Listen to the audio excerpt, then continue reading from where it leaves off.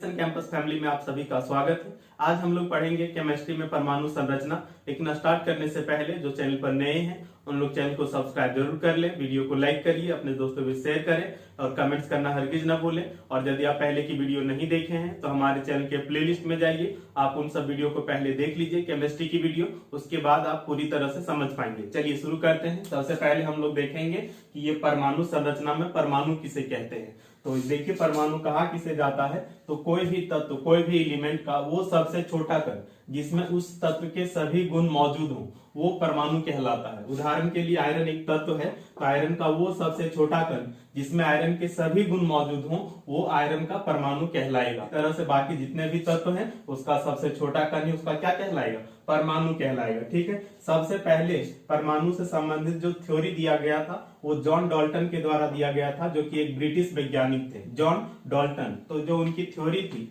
उनका थ्योरी क्या कहता है वही हम लोग सबसे पहले देख लेते हैं। इन्होंने अपनी थ्योरी जो है वो 1808 ईस्वी में दी थी। ध्यान रखिए ये ईयर हम 1808 लिखे हैं, कई जगह आपको 1803 मिलेगा जो कि गलत है, ये 1808 ही सही है। ठीक है।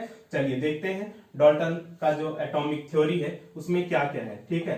तो पहला जो इनका स्टेटमेंट है इस थ्योरी में वो ये कि कोई भी पदार्थ, ठीक है, कोई भी पदार्थ जितना अगल बगल देखते हैं, इन्होंने कहा वो पदार्थ छोटे छोटे कणों से मिलकर के बना होता है। और वो जो छोटे छोटे कण होते हैं वो अविभाज्य होते हैं। अविभाज्य होते हैं कहने का मतलब हम उसको विभाजित नहीं कर सकते, दैट मीन्स हम उसको और तोड़ नहीं सकते, ब्रेक नहीं कर सकते, वो सबसे छोटा कण होता है। और उसी सबसे छोटे कण बोला कि वही जो सबसे छोटा कण है जिसको आप तोड़ नहीं सकते वही आपका क्या होता है, परमाणु होता है। ठीक है। अभी हम डाल्टन के द्वारा दी गई थ्योरी पढ़ रहे हैं, समझ रहे हैं। अभी आप ये नहीं समझिएगा कि प्रेजेंट सिचुएशन क्या है, ये डाल्टन के द्वारा दी गई थ्योरी हम लोग पढ़ने का कोशिश कर रहे हैं। तो ये पहला स्टेटमेंट है। दूसरा इन्होंने कहा था कि जो एटम होता है वो अविनाशी होता है। अविनाशी, इसको आप नॉर्मल वर्ड में कहें तो अमर होता है। ये जिस तरह से सुने होंगे आत्मा अमर होता है, उसी तरह से एटम जो है अविनाशी होता है, मतलब इसका विनाश नहीं हो सकता, इसको आप खत्म नहीं कर सकते। ठीक है। इन्होंने कहा कि इसको आप क्रिएट भी नहीं कर सकते, ना तो आप इसे विनाश दैट मीन्स डिस्ट्रॉय, डिस्ट्रक्ट कर सकते हैं और न ही इसे क्रिएट कर सकते हैं। ठीक है। और केमिस्ट्री में एक आपका थ्योरी है mass conservation theory, mass conservation theory, द्रव्यमान संरक्षण का सिद्धांत। और ये द्रव्यमान संरक्षण का सिद्धांत कहता है कि मास को आप क्रिएट नहीं कर सकते, न तो डिस्ट्रॉय कर सकते हैं। और ये जो आपका लाइन है ये इसी को सपोर्ट करता है। ठीक है। एक्चुअल में कोई भी पदार्थ का यदि मास है, मास केजी में मेजर करते हैं, 4 केजी 5 केजी, तो मास यदि है तो एटम से ही मिलकर बना है। तो डाल्टन ने कहा एटम को हम डिस्ट्रक्ट नहीं कर सकते, ना तो क्रिएट कर सकते। तो जब एटम ही मतलब डिस्ट्रक्ट और क्रिएट नहीं होगा तो मास भी डिस्ट्रॉय और डिस्ट्रक्ट नहीं होगा। समझ रहे हैं। मास ये यदि कोई भी एक आयरन ले लेते हैं हम, आयरन यदि 4 केजी है, यहाँ पर समझिए, तो ये 4 केजी आयरन बना किससे, एटम से मिलकर बना है ना। तो इन्होंने क्या कहा कि एटम को आप डिस्ट्रक्ट, डिस्ट्रॉय नहीं कर सकते और क्रिएट, सृजित भी नहीं कर सकते हैं। तो जब एटम ही सृजित नहीं होगा तो हम आयरन भी सृजित नहीं कर सकते। समझ रहे हैं। ठीक है। और पहले की वीडियो आप देख लीजिए, हम लोग पहले पढ़ चुके हैं मास कंजर्वेशन थ्योरी वगैरह क्या होता है। ठीक है। केमिस्ट्री में आपको मिल जाएगा। तो ये समझ गए, आपका एटम अविनाशी होता है। नेक्स्ट इन्होंने बताया कि जो एक तत्व है, एक कोई एलिमेंट है, जैसे आयरन हो या आपका गोल्ड हो, सिल्वर हो, कुछ भी हो, तो एक तत्व के सभी जो परमाणु होते हैं, सारे जो एटम होते हैं, ठीक है, जितने भी एटम होंगे उन सभी का मास एक समान होता है, द्रव्यमान एक समान होता है और उनके जो रासायनिक गुणधर्म होते हैं, केमिकल प्रॉपर्टीज होता है, वो भी एक समान होता है। फॉर एग्जांपल यदि आपका सोना है तो सोना के जितने भी एटम होंगे उन सब का जो मास है और उन सब का जो रासायनिक गुणधर्म है वो एक समान होगा। ये किनका कहना है, डाल्टन का कहना है। ठीक है। इसके बाद नेक्स्ट इन्होंने कहा कि जो एलिमेंट होते हैं, जो तत्व होते हैं, वो आपस में कंबाइन होकर के, दैट मीन्स संयोजित होकर के, जुड़ करके यौगिक का निर्माण करते हैं। और ये जो यौगिक का निर्माण होता है उसके लिए तत्व जो संयोजन करते हैं, दैट मीन्स एक साथ जो जुड़ते हैं वो एक निश्चित अनुपात में जुड़ते हैं। जैसे हम बात कर ले आपका जल H2O, समझ रहे हैं। तो यहाँ पर हाइड्रोजन और ऑक्सीजन जुड़ा और आपका H2O दैट मीन्स जल का निर्माण किया। किस रेशियो में जुड़ा है तो आप देख सकते हैं, हाइड्रोजन आपका 2 और ऑक्सीजन आपका 1, तो एक निश्चित अनुपात में ही जुड़ करके यौगिक का निर्माण होता है, ये इन्होंने कहा। ठीक है। तो ये सारी बातें हैं जो आपका डाल्टन के एटॉमिक थ्योरी के अनुसार है। ध्यान रखिएगा, यहाँ से क्वेश्चन पूछा जाता है इस तरह से कि निम्न में से कौन डाल्टन थ्योरी के अनुसार सही है और कौन गलत है। तो ये सारी चीजें डाल्टन के एटॉमिक थ्योरी में है। ठीक है, चलिए आप देखते हैं डाल्टन की जो एटॉमिक थ्योरी है, परमाणु जो सिद्धांत है, उसकी क्या कमियां हैं, या कहें उसकी क्या सीमाएं हैं। तो पहला जो यहाँ पे कमी इनका है, ये इन्होंने कहा था कि परमाणु जो है वो अविभाज्य है, दैट मीन्स इसको हम विभाजित नहीं कर सकते, तोड़ नहीं सकते। लेकिन अब जो एक्सपेरिमेंट हुए हैं, अब जो खोज हुए हैं आधुनिक समय में, उनसे ये प्रूफ हो चुका है कि अब परमाणु भी विभाजित हो जाता है। परमाणु भी जो है वो छोटे छोटे कणों से, जिसको हम क्या कहते हैं, इलेक्ट्रॉन, प्रोटॉन और न्यूट्रॉन से मिलकर के बना होता है। यदि ये इलेक्ट्रॉन, प्रोटॉन और न्यूट्रॉन से मिलकर बना होता है, इसका मतलब यदि हम एटम को तोड़ेंगे तो आपका इलेक्ट्रॉन, प्रोटॉन और न्यूट्रॉन प्राप्त होगा। लेकिन यहाँ पर ध्यान रखना जरूरी है कि यदि आयरन है, आयरन, तो आयरन का वो सबसे छोटा कण जिसमें आयरन के सभी गुण मौजूद हों, वो आयरन का परमाणु ही होगा। ध्यान रखिएगा, यहाँ पे हम क्या बोल रहे हैं कि आयरन का वो सबसे छोटा कण जिसमें आयरन के सभी गुण मौजूद हों, वो आयरन का परमाणु ही होगा, आयरन का एटम ही होगा। हालांकि यदि आप एटम को और तोड़ते हैं तो टूट तो जरूर जाएगा, लेकिन फिर उसमें आयरन का प्रॉपर्टीज, आयरन का गुण नहीं रहेगा। यदि आप परमाणु को तोड़ेंगे तो परमाणु चूंकि बना इलेक्ट्रॉन, प्रोटॉन और न्यूट्रॉन से है, तो आपको इलेक्ट्रॉन, प्रोटॉन और न्यूट्रॉन तो प्राप्त हो जाएगा, लेकिन क्या प्रोटॉन में, क्या इलेक्ट्रॉन में, क्या न्यूट्रॉन में आयरन का प्रॉपर्टीज रहेगा? तो नहीं रहेगा। प्रॉपर्टीज कब तक रहेगा आयरन का? जब तक वो एटम है। एटम को और तोड़ देंगे, इलेक्ट्रॉन, प्रोटॉन, न्यूट्रॉन में चले जाएंगे, तो आयरन का प्रॉपर्टीज नहीं रहेगा। क्वेश्चन क्या पूछा आप देख लीजिएगा। यदि पूछा छोटे छोटे कण कौन है सबसे, तो इलेक्ट्रॉन, प्रोटॉन, न्यूट्रॉन भाई छोटे हैं, ठीक है, लेकिन इसमें आयरन का प्रॉपर्टीज नहीं रहेगा। यदि पूछा कि किसी भी तत्व का वो सबसे छोटा कण जिसमें उसके सभी प्रॉपर्टीज मौजूद हो, वो क्या कहलाएगा? तो एटम ही कहलाएगा। समझ रहे हैं? आप इलेक्ट्रॉन, प्रोटॉन, न्यूट्रॉन चले जाएंगे तो छोटा तो जरूर मिलेगा, लेकिन उसमें आयरन का प्रॉपर्टीज नहीं होगा। उम्मीद करते हैं समझ गए होंगे। यदि किसी को कुछ प्रॉब्लम आए तो आप कमेंट जरूर करिएगा, हम कमेंट में आपका जवाब देने का कोशिश करेंगे। नेक्स्ट देखिए, डाल्टन ने कहा था एक एलिमेंट के जितने भी एटम होंगे, उन सबका जो द्रव्यमान है, उन सबका जो मास है और उन सबका जो रासायनिक गुण है वो एक समान होगा। लेकिन आधुनिक खोजों से ये साबित हो चुका है कि एक एलिमेंट के सभी एटम का जो मास है, द्रव्यमान है, वो एक समान नहीं, वो अलग अलग भी हो सकता है। ठीक है, और उसको हम लोग समस्थानिक आइसोटोप कहते हैं, जिसकी चर्चा हम लोग आगे करेंगे। ठीक है, दूसरा जो है ये है, इन्होंने कहा था कि यदि अलग अलग तत्व है, तत्व यदि अलग अलग है, एक हाइड्रोजन है और एक हीलियम है, या फिर एक आयरन है और एक आपका सिल्वर है, तो यदि अलग अलग तत्व है तो अलग अलग तत्व का द्रव्यमान अलग अलग होगा। लेकिन अब पता चल चुका है कि अलग अलग तत्व का द्रव्यमान एक समान भी हो सकता है। डाल्टन ने कहा था अलग अलग होगा, लेकिन अब पता चल चुका है कि वो एक समान भी हो सकता है। तो ये सारी कमियां हैं डाल्टन के परमाणु सिद्धांत की। बात करते हैं क्या इसका महत्व है, क्या इसका इंपॉर्टेंस है, या क्या इसका पॉजिटिव चीज है। तो इसका पॉजिटिव चीज दो है भाई। पहला ये कि जो मास कंजर्वेशन थ्योरी है, इस चीज को ये सपोर्ट करता है, that means mass conservation theory का समर्थन करता है, एक तरह से कह सकते हैं। ठीक है, अभी हम आपको बता चुके हैं। और दूसरा एक और आपका होता है आपका law of definite ratio, law of definite ratio, ठीक है, निश्चित अनुपात का नियम। तो इसका भी ये समर्थन करता है। डाल्टन का ये जो स्टेटमेंट था क्या, कि एलिमेंट आपस में, ठीक है, कंबाइन करके एक निश्चित रेशियो में कंबाइन करके कंपाउंड का निर्माण करते हैं। पढ़े ना, अभी हम लोग देखे। और लॉ ऑफ डेफिनिट जो रेशियो है वो यही कहता है कि तत्व विभिन्न अनुपात में आपस में मिल करके यौगिक का निर्माण करते हैं। तो ये जो आपका लॉ ऑफ डेफिनिट रेशियो है, उसका भी सपोर्ट, समर्थन एक्सप्लेन करता है डाल्टन की जो एटॉमिक थ्योरी। ये दोनों चीज ध्यान रखिएगा, यहाँ से बहुत ही इंपॉर्टेंट क्वेश्चन बनता है, और रेलवे के एग्जाम में, एसएससी के एग्जाम में, एक आध बार पीसीएस के एग्जाम में पूछ चुका है। रेलवे में तो बहुत पूछा हुआ है, ठीक है, एसएससी से भी यहाँ क्वेश्चन पूछा गया है। अब नेक्स्ट हम लोग क्या देखने जा रहे हैं कि ये जो डाल्टन है, इन्होंने तो कहा कि जो है एटम सबसे छोटा होगा, इन्होंने कहा था। अभी हम आपको तुरंत बता चुके हैं कि जो एटम है वो छोटे छोटे कण इलेक्ट्रॉन, प्रोटॉन और न्यूट्रॉन से मिलकर के बना होता है। तो सबसे पहले हम लोग इलेक्ट्रॉन, प्रोटॉन और न्यूट्रॉन के बारे में चर्चा करेंगे, फिर आगे बढ़ेंगे। चलिए सबसे पहले इलेक्ट्रॉन देखते हैं। तो ध्यान रखिएगा, जो इलेक्ट्रॉन है, सबसे पहले आपको इलेक्ट्रॉन से पहले थोड़ा सा यहाँ पर देखना पड़ेगा कि ये डिस्चार्ज ट्यूब क्या होता है, हिंदी में कहेंगे तो विसर्जन नलिका, ये क्या होती है। ठीक है, तो ध्यान रखिएगा, ये कांच का बना इस तरह से होता है, कांच का बना होता है इस तरह से। ठीक है, यहाँ पर इस तरह से प्लेट टाइप का लगा होता है, और यहाँ भी प्लेट टाइप का लगा होता है, ठीक है। उसके बाद यहाँ पर जो है आपका बैटरी या किसी भी माध्यम से यहाँ इलेक्ट्रिसिटी जनरेट हो रहा है और एक एंड जो है इससे जुड़ा रहता है और एक एंड जो है वो इससे जुड़ा रहता है, ठीक है। और आप जानते होंगे यदि बैटरी है तो एक प्लस होता है और एक क्या होता है, माइनस होता है। तो माइनस वाले को इस तरफ जोड़ा जाता है और प्लस वाले को इस तरफ, ठीक है। प्लस वाला बैटरी का ये प्लस वाला साइड है, ये माइनस वाला साइड है।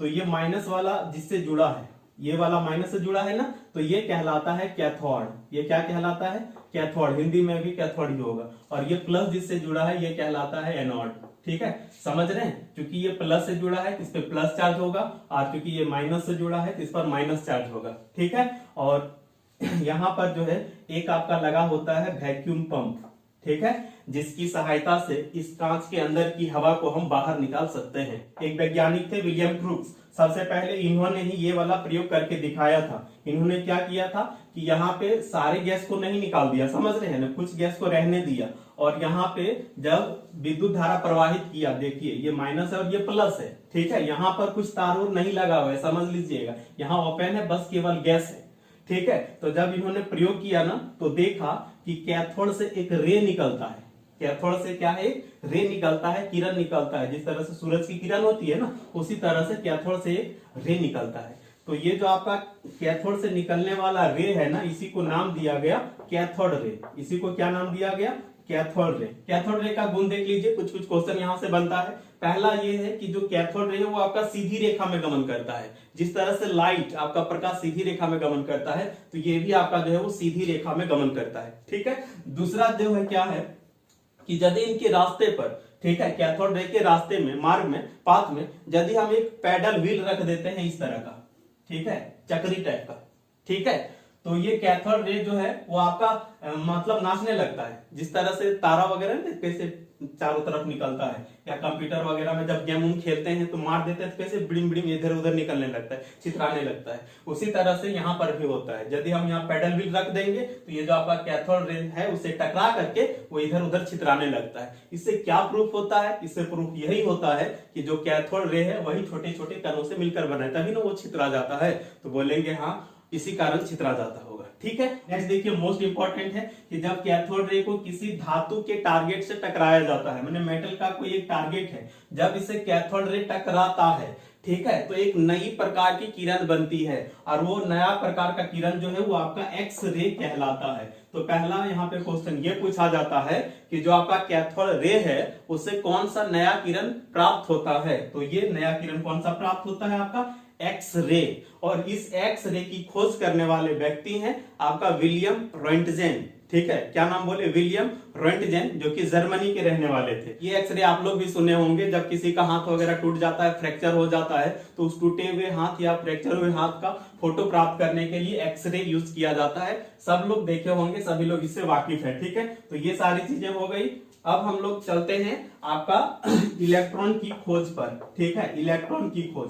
ध्यान रखिएगा, इलेक्ट्रॉन की जो खोज है वो 1897 ईस्वी में जे थॉमसन या थॉमसन एक ही आदमी है, THOMSON इस तरह से इंग्लिश में लिखा है, तो थॉमसन या थॉमसन जो पढ़ना है आप पढ़ सकते हैं। इलेक्ट्रॉन की खोज यहाँ पर हुई और इन्होंने जो ये खोज किया वो cathode ray experiment, cathode ray experiment से ही किया। इन्होंने कैथोड रे का एक्सपेरिमेंट करके, ठीक है, किन्होंने, जे थॉमसन ने कैथोड रे का एक्सपेरिमेंट करके ये बताया कि ये जो कैथोड रे निकल रहा है ये आपका छोटे छोटे कणों से मिलकर के बना है और ये इलेक्ट्रॉन से मिलकर बना है। हालांकि नाम इन्होंने इलेक्ट्रॉन नहीं दिया है, ठीक है, लेकिन इन्होंने कहा कि ये जो कैथोड रे है वो आपका छोटे छोटे कण से मिलकर के बना है, जिसको आज हम लोग इलेक्ट्रॉन के रूप में जानते हैं, ठीक है। तो यहाँ पर ये क्वेश्चन यदि पूछता है कि जो कैथोड रे है वो किसकी धारा है, किसका करंट है, तो हम कहेंगे कि उसमें इलेक्ट्रॉन है, ठीक है। अब इन्होंने कैसे कह दिया कि कैथोड रे जो है इलेक्ट्रॉन वगैरह, क्यों कह दिया, देखिए क्या इसलिए दिया इन्होंने, क्योंकि इन्होंने जब प्रयोग किया ना यही कैथोड रे एक्सपेरिमेंट ही इन्होंने किया। तो इन्होंने कहा कि यदि इलेक्ट्रिसिटी इधर से इधर पास हो रहा है, ठीक है, यहाँ कुछ तार वगैरह है नहीं, और यदि इलेक्ट्रिसिटी पास हो रहा है तो जरूर कोई ऐसा कण है जो इसमें फ्लो कर रहा है और वही आपका इलेक्ट्रिसिटी को कैरी कर रहा है, वही आपका विद्युत धारा को कैरी कर रहा है और उधर ले जा रहा है, ठीक है। और इन्होंने कुछ और चीज करके देखा, इन्होंने क्या देखा कि यहाँ पर यदि हम प्लस चार्ज रख देते हैं, इधर यदि हम प्लस चार्ज क्रिएट कर देते हैं, ठीक है, सब प्रयोगशाला में संभव है, तो ये इस तरफ जो है वो डिफ्लेक्ट होने लगता है, माने इस तरफ मुड़ने लगता है। अब यहाँ पर आप अच्छी तरह से जानते होंगे कि यदि ये प्लस की तरफ डिफ्लेक्ट हो रहा है, इसका मतलब ये अपना आप में ये जो है वो आपका माइनस से बना होगा। यदि ये नेगेटिव रहेगा तभी प्लस की तरफ अट्रैक्ट होता है, हम लोग पहले पढ़ चुके हैं, ठीक है। और यदि हम यहाँ पे मैग्नेट रख देते हैं ना, चुंबक रख देते हैं, तब भी ये आपका डिफ्लेक्ट होता है, मुड़ता है। तो इन्हीं सब प्रयोगों के आधार पर इन्होंने ये निष्कर्ष निकाला कि ये कैथोड जो है वो इलेक्ट्रॉन से मिलकर के बना है, और इसी तरह से जो है आपका इलेक्ट्रॉन की खोज हुई। आप ईयर याद रखिएगा, और याद रखिएगा कौन सा एक्सपेरिमेंट हुआ था, तो यही कैथोड एक्सपेरिमेंट हुआ था, ठीक है। हम लोग के लिए इतना एनफ है, इससे अधिक क्वेश्चन नहीं बनता है, ठीक है। चलिए, अब ये इलेक्ट्रॉन की खोज हो गई। अब यहाँ पर देखिए इलेक्ट्रॉन का यदि हम गुण की बात करेंगे तो देखिए जो इलेक्ट्रॉन होते हैं किसी भी एटम में, ठीक है, जो इलेक्ट्रॉन होते हैं, यदि मान लिया जाए यदि ये सोडियम है, तो जो इलेक्ट्रॉन होते हैं वो विभिन्न ऑर्बिट में चक्कर लगाते हैं, विभिन्न ऑर्बिट में क्या करते हैं, चक्कर लगाते हैं। सोडियम में ऐसा होता है कि पहला जो ऑर्बिट है, पहली जो कक्षा है, उसमें 2 इलेक्ट्रॉन होते हैं, दूसरी में 8 इलेक्ट्रॉन होता है, और सबसे बाहर वाला में 1 इलेक्ट्रॉन होता है। तो इलेक्ट्रॉन आपको मिलेंगे कहाँ, ये यदि सोडियम का एटम है तो इलेक्ट्रॉन आपको कहाँ मिलेंगे, तो ऑर्बिट में चक्कर लगाते हुए मिलेंगे आपको। इलेक्ट्रॉन के मास की बात करेंगे, इसके द्रव्यमान की बात करेंगे तो बहुत ही कम होता है, और ये आपका है 9.109 इंटू 10⁻31, याद रखना है। अब यहाँ पर बोलेंगे सर दिख तो बहुत बड़ा रहा है, तो अब छोटा कैसे कह रहे हैं। एक्चुअल में यदि ऐसा लिखा है तो इसका मतलब होता है कि 9.109 और डिवाइड में लिखिए 10⁻31। यदि पावर कभी भी माइनस में है तो इसका मतलब वो डिवाइड में है। आप सोच लीजिए कि यदि आप 9 को इससे डिवाइड करिएगा, इसका मतलब समझ रहे हैं ना, 1 पर 31 जीरो डालना है, और जब आप उसे डिवाइड करिएगा तो कितना छोटा मिलेगा, बहुत कम। क्योंकि बहुत कम है इसीलिए इलेक्ट्रॉन के मास को लगभग शून्य माना जा सकता है, शून्य होता नहीं है, शून्य माना जा सकता है, ध्यान रखिएगा। एग्जाम में क्वेश्चन यहाँ से बनता है घुमा करके, ठीक है। और यदि हम इसको AMU में यदि हम मेजर करते हैं, ये AMU के बारे में हम लोग पढ़ेंगे, तो यदि AMU से मेजर करते हैं तो ये 0.005486 AMU होता है, एटॉमिक मास यूनिट। ठीक, थोड़ा सा और समझना चाहते हैं तो इस ब्रह्मांड में जो तत्व सबसे हल्का है वो आपका हाइड्रोजन है, और हाइड्रोजन का जितना भार होता है उसका 1/1838 गुना होता है ये, ठीक है। माने हाइड्रोजन का जितना भी भार है उसको आप 1838 से डिवाइड कर दीजिए, जितना आएगा उतना 1 इलेक्ट्रॉन का होता है, तो बहुत कम होता है। बात करते हैं यदि इसके चार्ज की, आवेश की, तो 1 इलेक्ट्रॉन पे आपका 1.6 इंटू 10⁻⁻19 कूलम्ब चार्ज होता है। चार्ज आवेश को हम कूलम में मापते हैं, जिस तरह सब्जी खरीदने जाते हैं केजी में मापते हैं, तो चार्ज को हम कूलम में मापते हैं, सी लिखते हैं शॉर्ट में, ठीक है। और ये माइनस में होगा, इतना होता है। और ध्यान रखिएगा ये चार्ज की सबसे कम मात्रा है, ये चार्ज की सबसे कम मात्रा है, इसीलिए इस चीज को 1 यूनिट मान लिया गया है, ठीक है। इस चीज को क्या मान लिया गया है, 1 यूनिट। ये सबसे कम चार्ज है, इससे कम चार्ज पॉसिबल नहीं है इस अर्थ पे। एक चीज यहाँ ध्यान रखिएगा कि जो इलेक्ट्रॉन पे जो चार्ज है वो जे थॉमसन ने नहीं बताया था। इलेक्ट्रॉन पे चार्ज कितना है ये निकाल कर दिखलाने वाले वैज्ञानिक जो है वो मिल्टन थे। इन्होंने तेल, दैट मीन्स ऑयल का यूज करके, अपना प्रयोग में तेल का यूज किया, और उसके द्वारा इन्होंने ये चार्ज निकाल करके बताया था। ये क्वेश्चन बनता है कि चार्ज निर्धारित किसने किया, दैट मीन्स ज्ञात किसने किया, तो मिल्टन होगा, और उनका प्रयोग तेल पर आधारित था, ठीक है। अब देखते हैं एनोड रे एवं प्रोटॉन। तो सबसे पहले गोल्डस्टीन नामक एक वैज्ञानिक थे, इन्होंने एक प्रयोग किया था, और इन्होंने जो प्रयोग किया था उन्होंने आपका कैथोड जो लिया था वो छिद्रित लिया था, दैट मीन्स में छेद था, समझ रहे हैं, कैथोड में, और इधर आपका एनोड। इन्होंने अपने प्रयोग में देखा कि एक रे जो है, एक विशेष प्रकार का रे आपका इससे निकल रहा है, किससे, एनोड से निकल रहा है, और जा रहा है किधर, कैथोड की तरफ। एनोड से निकल करके कैथोड की तरफ जा रहा है। क्योंकि एनोड से निकल रहा है तो मतलब है कि यहाँ से जो निकलने वाला रे होगा ऑब्वियस है इस पे आपका प्लस चार्ज होगा, क्योंकि एनोड से निकल रहा है ये। और दूसरा रीजन है ये कैथोड की तरफ जा रहा है, मतलब माइनस की तरफ जा रहा है, तो माइनस की तरफ जा रहा है, अट्रैक्ट हो रहा है, हमने ये खुद प्लस रहा होगा, प्लस रहेगा तभी माइनस की तरफ अट्रैक्ट होता है, ठीक है।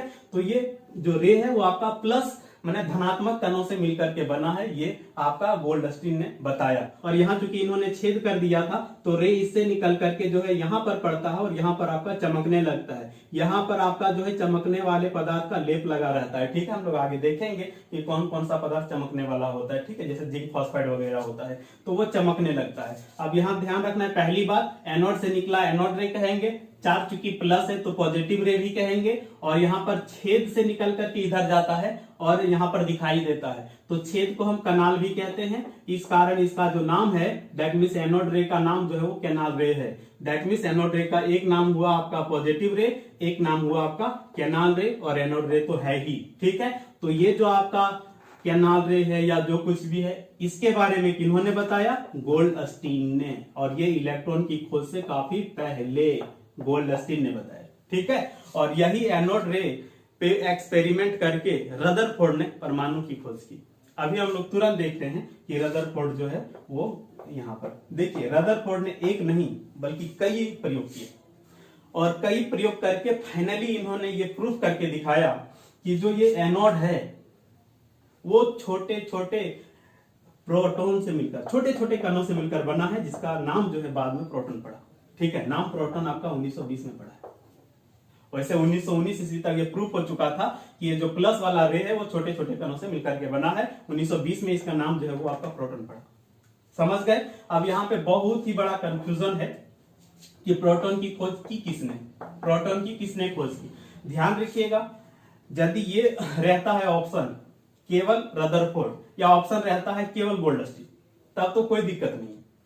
लेकिन बाय द वे यदि गोल्डस्टीन और रदरफोर्ड दोनों रहता है तो आप रदरफोर्ड करिए।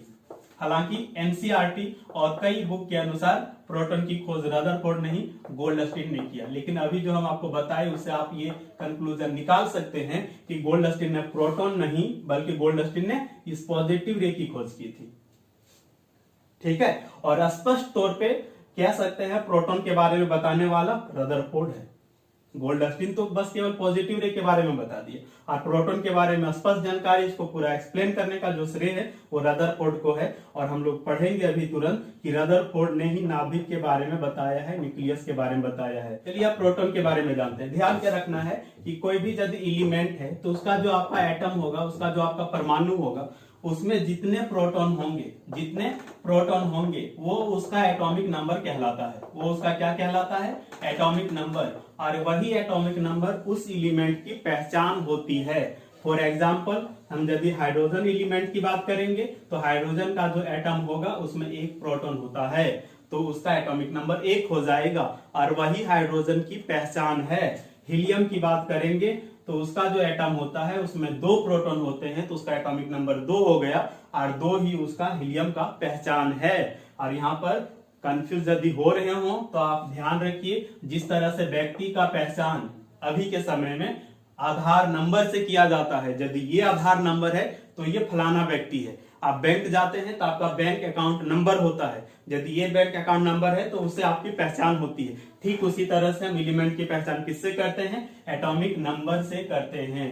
ठीक है, जितना प्रोटॉन होगा वही उसका एटॉमिक नंबर होगा और वही उसकी पहचान है। जिस तरह से व्यक्ति का आधार नंबर है उसी तरह से एलिमेंट के लिए एटॉमिक नंबर है। समझ गए? और जो आपका प्रोटॉन है इस पे जो चार्ज होता है, ठीक है, इस पे जो आवेश होता है वो इलेक्ट्रॉन के बराबर होता है लेकिन अपोजिट। दैट मीन्स हम इलेक्ट्रॉन पे -1.6 इंटू 10⁻11 लिखे थे ना इलेक्ट्रॉन पे, तो प्रोटॉन पे इतना ही लेकिन प्लस में होगा। दैट मीन्स आपका यहाँ पर होगा प्रोटॉन पे 1.6 इंटू 10⁻11 प्लस चार्ज होता है। ठीक है, वहां पर उसको हम 1 यूनिट लिखते थे, क्योंकि सेम है तो यहाँ भी 1 यूनिट लिखेंगे, इसको 1 यूनिट ले सकते हैं हम, लेकिन यहाँ -1 यूनिट है और यहाँ +1 यूनिट है। प्रोटॉन के मास की बात करेंगे तो एक प्रोटॉन का इतना मास होता है 1.6726 इंटू 10⁻27 kg। AMU में देखते हैं तो 1.0753। ध्यान रखिएगा इसका मास इलेक्ट्रॉन से काफी अधिक है, न्यूट्रॉन के लगभग बराबर होता है लेकिन थोड़ा सा कम होता है न्यूट्रॉन से। ठीक है, चलिए अब हम लोग यहाँ पर देख लेते हैं आपका न्यूट्रॉन के बारे में। ठीक है, कि ये न्यूट्रॉन क्या है। तो आपका 1932 ईस्वी में एक वैज्ञानिक थे जिनका नाम है जेम्स चैडविक। इन्होंने जो है आपका बेरिलियम धातु पर, ध्यान रखिएगा एग्जाम में क्वेश्चन पूछता है, अल्फा कणों से प्रहार किया। ये अल्फा कण क्या है? तो 3 तरह का आप सुने होंगे, अल्फा, बीटा और गामा। ठीक है, हम लोग पढ़ेंगे आगे। तो अल्फा रे से इन्होंने प्रहार किया इस पे, दैट मींस पे चोट कराया, तो एक नए प्रकार का कण इन्होंने देखा। और वो जो नए प्रकार का कण था उसमें किसी भी प्रकार का कोई चार्ज नहीं था। इलेक्ट्रॉन पे चार्ज होता है माइनस, प्रोटॉन पे चार्ज होता है प्लस, लेकिन इस पे किसी भी प्रकार का कोई चार्ज नहीं था। इसको कहेंगे उदासीन था, दैट मीन्स न्यूट्रल था। और न्यूट्रल होने के कारण इसका नाम न्यूट्रॉन पड़ा। नाम क्या पड़ा?